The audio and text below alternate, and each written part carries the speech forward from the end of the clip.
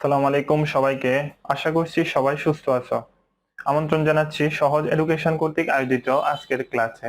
আজকে আমাদের ক্লাসের আলোচ্য বিষয় সমাস। সমাস বাংলা ব্যাকরণের অনেক গুরুত্বপূর্ণ একটি টপিক।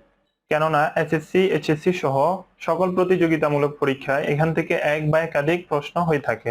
সমাস নিয়ে আমাদের মধ্যে অনেক ভয়ভীতি কাজ করে। প্রচলিত আছে সমাস শিখতে লাগে 6 মাস। আসলে বিষয়টা এমন না।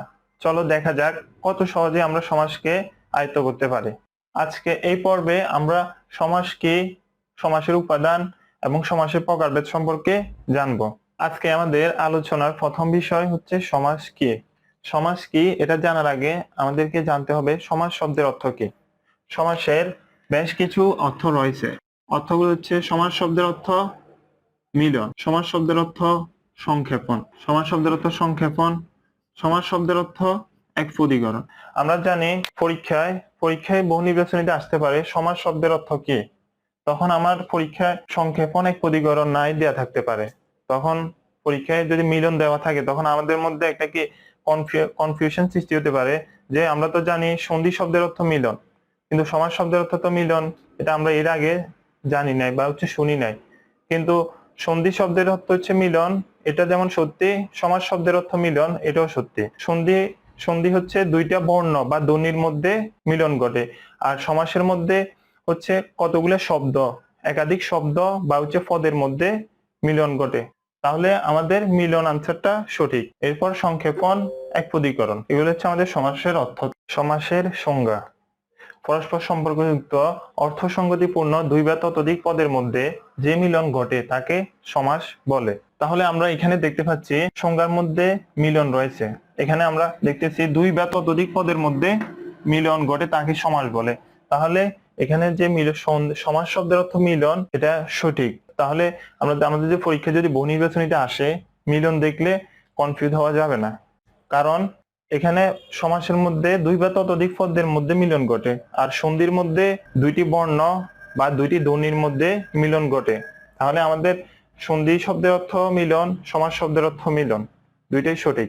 চলো আমরা একটা উদাহরণের মাধ্যমে বিষয়টা আরো ক্লিয়ার হওয়া যাক। তাহলে দেখো, সিংহ চিহ্নিত আসন সিংহাসন। তাহলে দেখো এখানে অর্থসঙ্গতিপূর্ণ একাধিক পদ মিলিত হয়ে গঠিত হয়েছে কি সিংহাসন। তাহলে আমরা দেখি পরস্পর সম্পর্কযুক্ত অর্থসঙ্গতিপূর্ণ দুই বা ততোধিক পদের মধ্যে যে মিলন ঘটে তাকে সমাস বলে। আমরা একটা উদাহরণের মাধ্যমে দেখি। যেমন সিংহ চিহ্নিত আসন সিংহাসন। এখানে দেখো একাধিক পদের মধ্যে মিলন ঘটে হচ্ছে কি একটা নতুন একটা কি শব্দ গঠিত হয়েছে, এটাকে কি বলে সমাস বলে। এখন আমরা সমাসের উপাদানগুলো সম্পর্কে জানবো।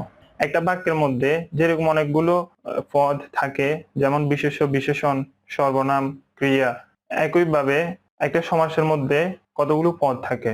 পদগুলো কি কি? পদগুলো হচ্ছে যেমন সমসমান পদ, এরপর হচ্ছে ব্যাস বাক্য, ব্যাস বাক্যের আরেক নাম হচ্ছে বিগ্রহ বাক্য, আবার সমাস বাক্য। এরপর পূর্বপদ, মধ্যপদ, পরপদ, পরপদের অন্য নাম উত্তরপদ, সমস্ত পদ, এগুলো হচ্ছে আমার কি সমাসের পদ। চলো তাহলে আমরা সমাসের উপাদানগুলোকে একটা উদাহরণের মাধ্যমে জানার চেষ্টা করি। যেমন এখানে দেখো মন রূপ মাঝি, মন মাঝি। তাহলে দেখো সমসমান পদ, এ বাক্যের এখানে মন রূপ মাঝি, মন মাঝি, মন রূপ মাঝি, এটা হচ্ছে আমার ব্যাস বাক্য, এটা হচ্ছে আমার ব্যাস বাক্য। এখন ব্যাস বাক্যের প্রত্যেকটা উপাদানকে আলাদা আলাদা ভাবে এদেরকে সমসমান পদ বলে।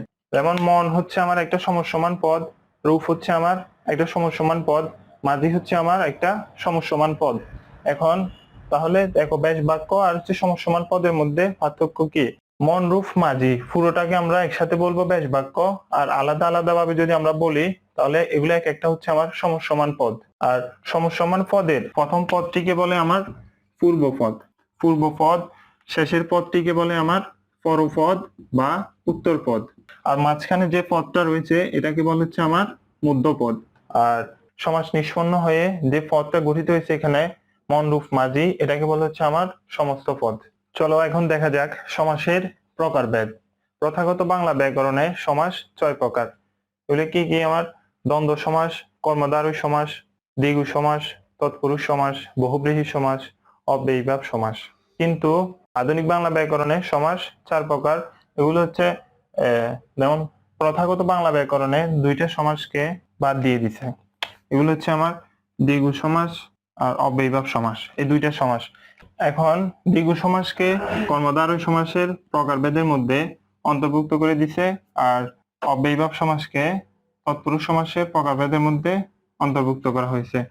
তাহলে আধুনিক বাংলা ব্যাকরণে সমাস হচ্ছে 4 প্রকার। কি কি? তাহলে দ্বন্দ্ব সমাস, কর্মধারয় সমাস, তৎপুরুষ সমাস, বহুব্রীহি সমাস। পরীক্ষা বহু নির্বাচনীতে যদি অপশনের মধ্যে যদি আমার 6 প্রকার 4 প্রকার দুটোই থাকে, তাহলে অবশ্যই আমরা 4 প্রকার আনসার করব, কেননা আধুনিক বাংলা ব্যাকরণে সমাস 4 প্রকার। অপশনে যদি আমার 4 প্রকার না থাকে, তাহলে আমরা 6 প্রকার আনসার করতে পারবো সেই ক্ষেত্রে।